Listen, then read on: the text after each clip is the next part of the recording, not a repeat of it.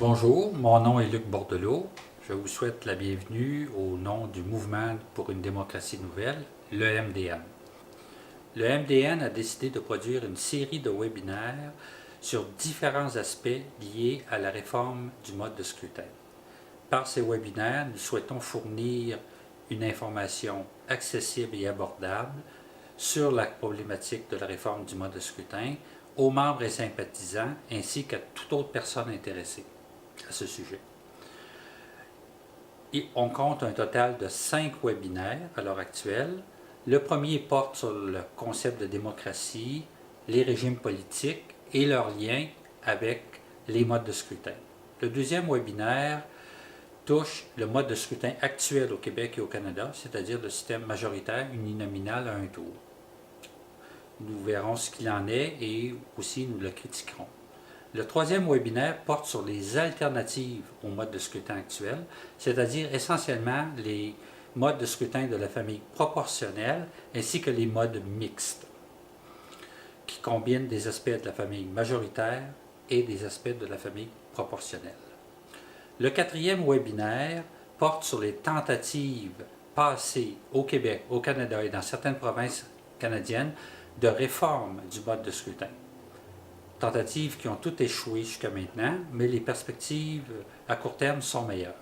Et enfin, le dernier webinaire, le cinquième, touchera et exposera le modèle proposé pour le Québec par le MDN, ses partenaires et des partis politiques, c'est-à-dire le mode de scrutin proportionnel mixte compensatoire. Le contenu des webinaires est accessible à partir de nos plateformes, site web du Mouvement Démocratie Nouvelle, site web de la campagne Chaque voix compte et notre chaîne YouTube, etc. Nous espérons que le contenu vous sera utile et permettra de répondre à vos questions. Il sera d'ailleurs revisé périodiquement car ce dossier évolue très rapidement et à cet effet, vos commentaires et suggestions sont les bienvenus. Bon visionnement. Dans le cadre de ce cinquième webinaire produit par le Mouvement pour une démocratie nouvelle, nous allons aborder le mode de scrutin proposé pour le Québec par le Mouvement démocratie nouvelle, ses partenaires et l'ensemble des partis d'opposition. 3 objectifs sont poursuivis. Présenter la campagne Chaque voix compte, qui est à l'origine de la démarche qui a mené au modèle qui est proposé, expliquer le mode de scrutin mixte compensatoire proposé par le MDN et ses partenaires, et simuler l'application de ce mode de scrutin par des exemples pratiques. Autrement dit, voir ce que ça donnerait dans la réalité. Pour atteindre ces objectifs, nous allons couvrir le contenu suivant. La campagne Chaque voix compte, les forums citoyens, le rapport des 2 coprésidents et l'engagement des partis, c'est-à-dire tout ce qui s'est passé entre 2014 et 2018. Les principes à la base du modèle proposé. La description du système mixte compensatoire avec ses incitatifs. Et enfin, la simulation des résultats. La campagne Chaque voix compte.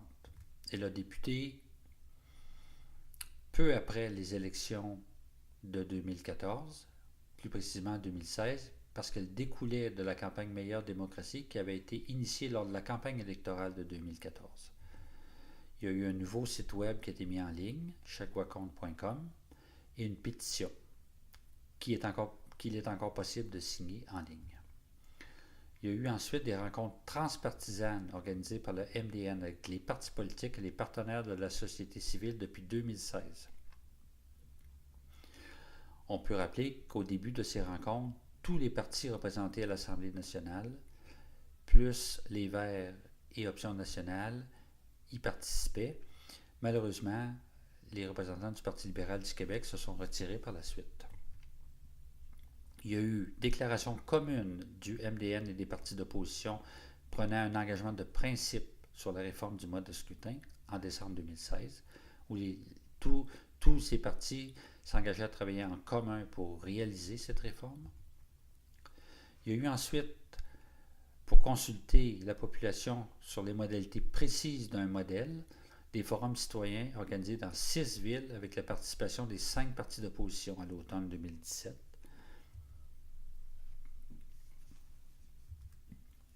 Plus récemment, il y a eu publication du rapport de cette tournée et l'engagement solennel des partis d'opposition en faveur d'une réforme du mode de scrutin.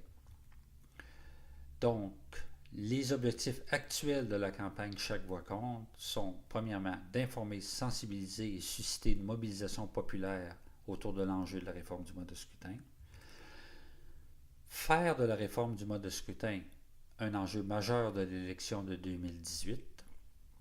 Comme on voit, l'objectif numéro 2 est lié directement au succès, à notre succès dans l'atteinte de l'objectif numéro 1. Et enfin, faire en sorte que soit déposé au plus tard le 1er octobre 2019, c'est-à-dire un an après les élections d'octobre 2018, un projet de loi de réforme qui serait applicable lors de l'élection de 2022, donc l'élection suivante. Quels sont les principes à la base du modèle proposé par le mouvement Démocratie Nouvelle et les partis politiques et les partenaires? Refléter le plus possible le vote populaire, ce qui est à la base de toute réforme du mode de scrutin. Assurer un lien significatif entre les électeurs et électrices et les élus et élus, ce qui est quelque chose d'important pour les Québécoises et les Québécois. C'est quelque chose auquel ils sont habitués depuis qu'il y a des élections au Québec. Viser le respect du poids politique des régions. Favoriser la stabilité des gouvernements par des mesures encadrant les motions de censure. La question de la stabilité des gouvernements est un souci qui a été exprimé à multiples reprises dans le cadre des consultations intérieures. Offrir un système accessible dans son exercice et sa compréhension, et contribuer à une meilleure représentation des femmes, des jeunes, des autochtones, des communautés culturelles, tous groupes qui sont présentement sous-représentés à l'Assemblée nationale. Le processus menant au modèle proposé, le MDN s'est basé sur les consultations publiques déjà tenues à ce sujet, les réflexions et les recherches tenues dans le cadre du MDN, l'avis du directeur général des élections de 2007 sur les modalités d'un système mixte compensatoire. Sur tous ces points, vous pouvez consulter le webinaire numéro 4 qui les aborde en détail. Ensuite, il y a eu les rencontres d'un comité technique formé dans le cadre des rencontres transpartisanes, les forums citoyens de l'automne 2017 et leur suite. Pour situer le modèle proposé,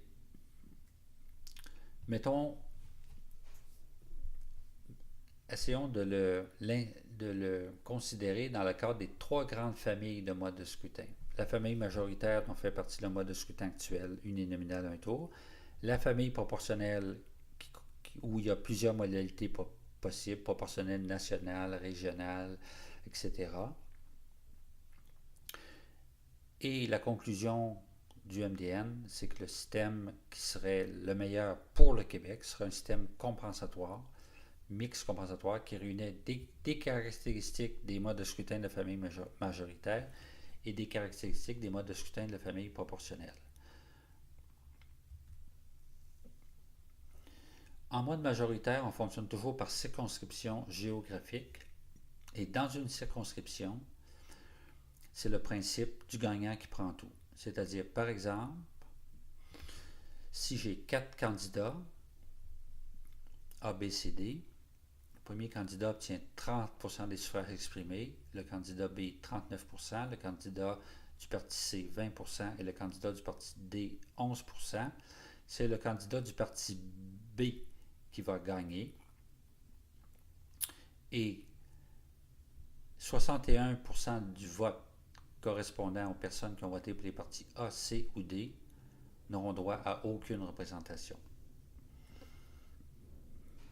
En mode proportionnel, on fonctionne plus à l'échelle d'une région, d'une province ou d'un pays. Si les 4 partis ont exactement le même pourcentage du vote populaire, il y aura partage équitable du pouvoir entre les partis. C'est-à-dire que c'est toujours le parti B avec 39% qui obtiendra le plus d'élus, mais étant minoritaire à l'Assemblée, il sera obligé de tenter de former un gouvernement de coalition avec un des autres partis, soit le A, le C ou le D, ce qui fera en sorte que le gouvernement qui en résultera représentera plus de 50% de la volonté populaire. Maintenant que cette mise en contexte est terminée, allons-y pour le cœur de notre présentation, c'est-à-dire la description du mode de scrutin proportionnel mixte compensatoire proposé par le MDN et ses partenaires. Il y aurait donc une majorité de députés et députés élus comme maintenant, ce qu'on appelle les sièges de circonscription, et une minorité de députés et députés élus sur une base régionale à partir des votes pour un parti et non pour un individu, ce qu'on appelle les sièges de compensation. Il y aurait le bulletin de vote comporterait en conséquence deux choix, un élu ou élu local et un parti politique. Et les deux votes se font en même temps dans l'isoloir, avec un bulletin à deux volets. Avec 125 circonscriptions, il y aura environ 75 sièges de circonscription et 50 de compensation. C'est le mix qui nous apparaît favoriser à la fois une représentation locale significative pour le lien traditionnel entre l'élu et ses électeurs et une compensation qui permet d'assurer un résultat final le plus proportionnel possible. Une majorité de députés et députés élus via un scrutin majoritaire comme maintenant, une minorité de députés de région élus pour compenser les distorsions du mode de scrutin majoritaire, soit environ 50 députés dans 8 régions. Le bulletin de vote a deux volets. À gauche, un vote pour choisir une personne pour représenter sa circonscription locale et à droite pour choisir un parti politique. Ce vote servant à identifier les partis ultimement qui auront droit à des députés de compensation dans chacune des 8 régions. Un exemple réel d'un bulletin de vote allemand pour l'élection de 2005. À gauche, les individus qui se présentent pour différents partis politiques dans une circonscription locale. Il pourrait même y avoir en plus un candidat indépendant. Et à gauche, les partis politiques. On remarque que l'un des partis politiques n'a pas présenté de candidat dans cette circonscription locale-là, ce qui n'empêche pas qu'une personne pourrait voter pour ce parti quand même, mais à l'échelle régionale. Les candidats et candidates de circonscription sont choisis par les membres des partis politiques lors de conventions comme maintenant, ou encore, comme cela arrive assez souvent, sont imposés par la direction ou le chef d'un parti politique.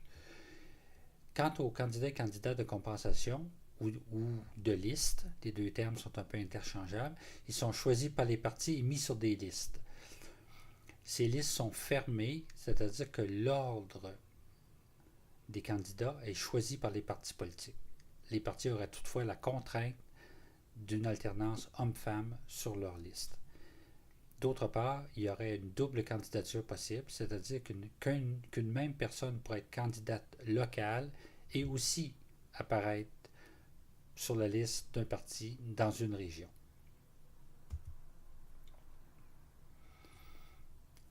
Comment fonctionnait le mécanisme de compensation? La base de calcul serait le pourcentage des votes obtenus par les partis dans l'ensemble du Québec. Il y aurait 8 régions, regroupant des régions administratives actuelles, donc 8 listes régionales de candidats et candidates établies par les partis, et les députés de compensation seraient répartis dans les régions en fonction des performances de chacun des partis, mais à l'échelle nationale. Donc le mécanisme de compensation est régional, mais il est basé sur les pourcentages de votes obtenus par les partis à l'échelle nationale. La députation de compensation, ces élus représentent une région et non une circonscription locale, ils offrent l'accès à plus d'un élu aux citoyens et citoyennes des régions. C'est-à-dire qu'ils auraient accès à leur élu local, plus 1, 2, 3, 4, etc., élus de différents partis au niveau de leur région.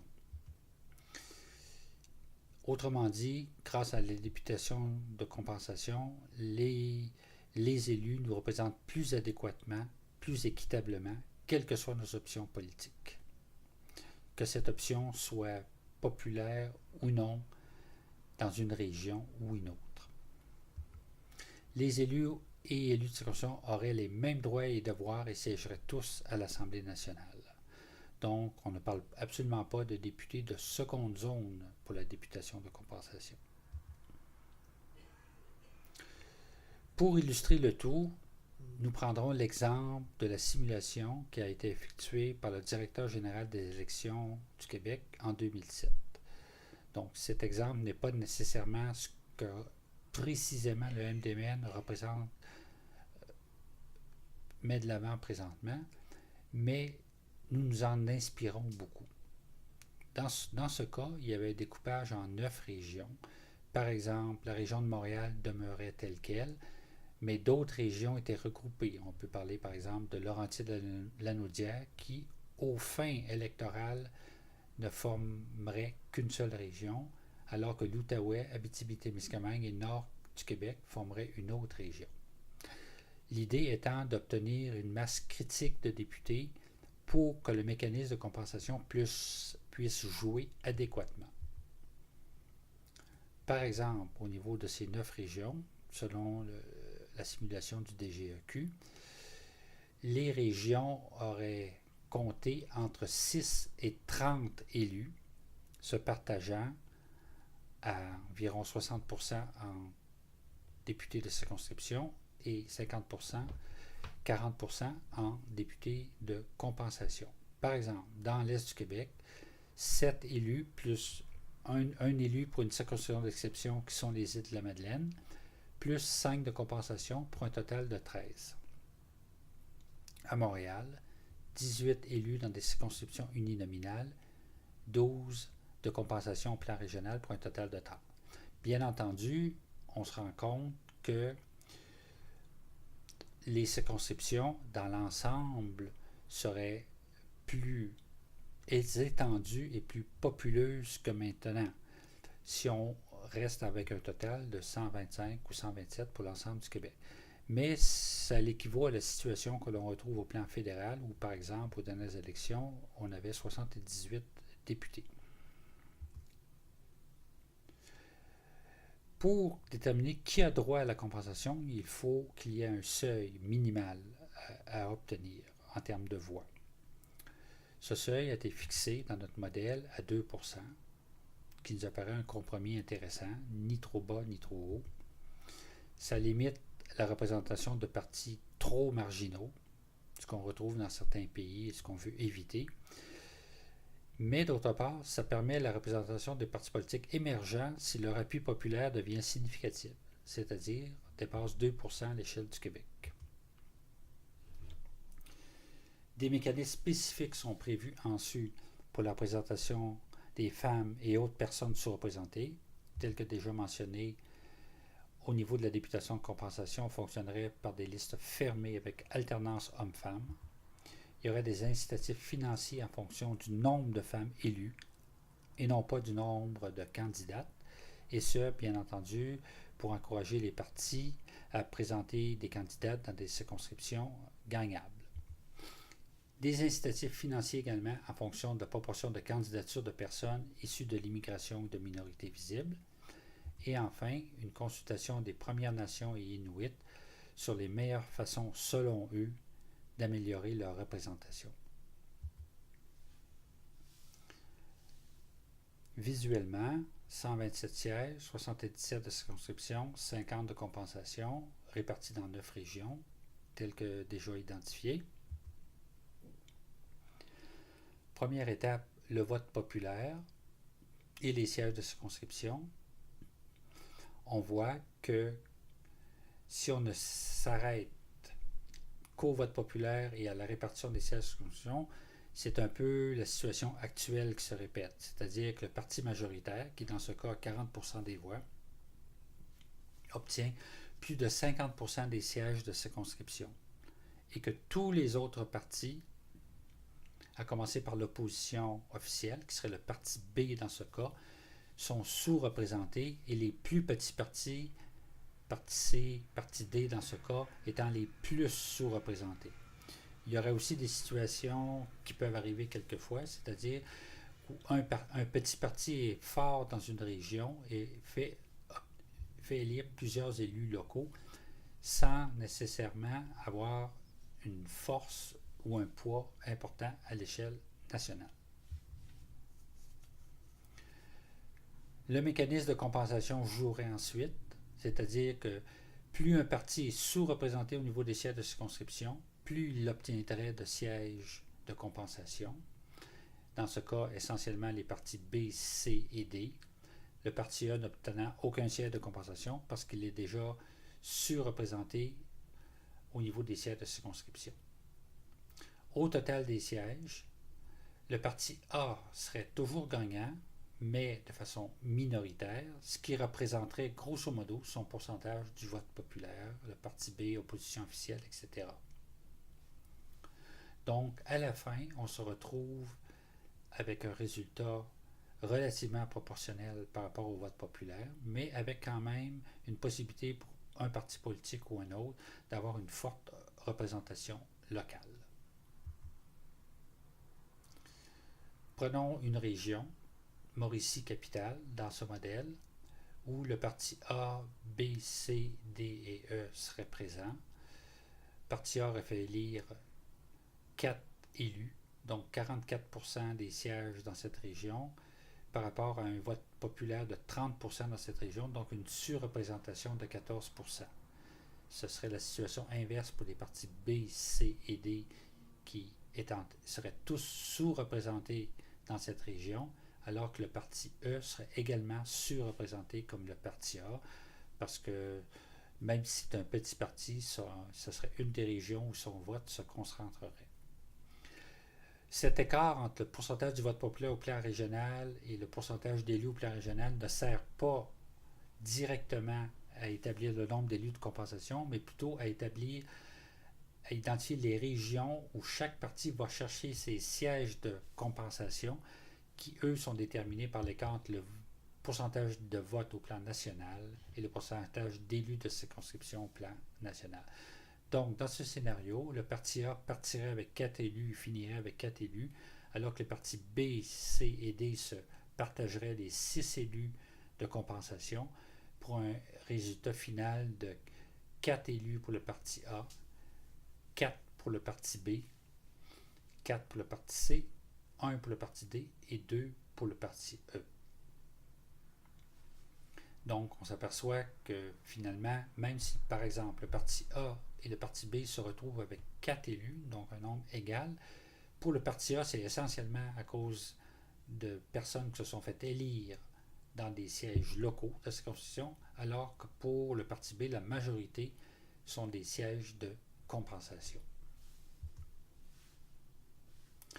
Et une synthèse des résultats au plan national nous amène à voir qu'au total, le résultat final, comme il a déjà été mentionné, se rapprochait d'un résultat proportionnel avec un mix de députés de circonscription et de compensation. Pour obtenir cette réforme, nous prévoyons une action rapide et les partis d'opposition sont d'accord. Ils se sont engagés au dépôt d'un projet de loi dans les 365 jours suivant les élections d'octobre 2018. Comme la population s'est déjà prononcée sur le sujet à plusieurs reprises lors de multiples consultations, on ne croit pas qu'un référendum est nécessaire, mais il serait toutefois possible. Une majorité d'élus ou d'élus de partis en faveur de la réforme et représentant plus de 50% d'appui populaire aurait la légitimité nécessaire pour agir. Ce qui veut dire en pratique que ça prendrait des élus de 2 ou 3 partis politiques qui s'unissent pour faire adopter cette réforme parce que dans la situation actuelle au Québec de représentation de divers courants politiques, il est à peu près impossible qu'un parti obtienne seul 50% d'appui populaire. Donc, la réforme est adoptée d'ici octobre 2019. On se donne une année ou deux pour l'implanter et l'élection suivante, l'élection de 2022, se tiendrait selon le nouveau mode de scrutin mixte, proportionnel, mixte, compensatoire. Ce webinaire était rendu possible grâce à la collaboration et à l'apport de plusieurs personnes que je mentionne ici. Nous espérons que le contenu vous a plu.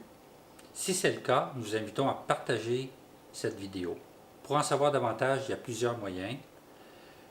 Consultez le site web du Mouvement Démocratie Nouvelle, le site web de la campagne Chaque voix compte. Nous sommes également présents sur tous les réseaux sociaux. Il y a également nos publications écrites. Par exemple, un dépliant qui résume la problématique de la réforme du mode de scrutin en quelques pages.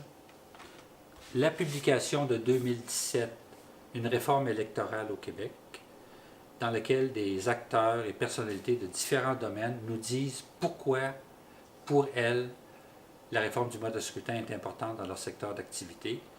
Et plus récemment encore, le rapport de la tournée des forums citoyens de l'automne 2017 qui contient nos plus récentes recommandations sur le modèle proposé pour le Québec. Il y a aussi des comités régionaux du Mouvement Démocratie Nouvelle. C'est un moyen de s'impliquer directement. Les coordonnées sont disponibles au bureau du MDN que vous pouvez contacter par téléphone ou par courriel. Merci encore et au prochain webinaire.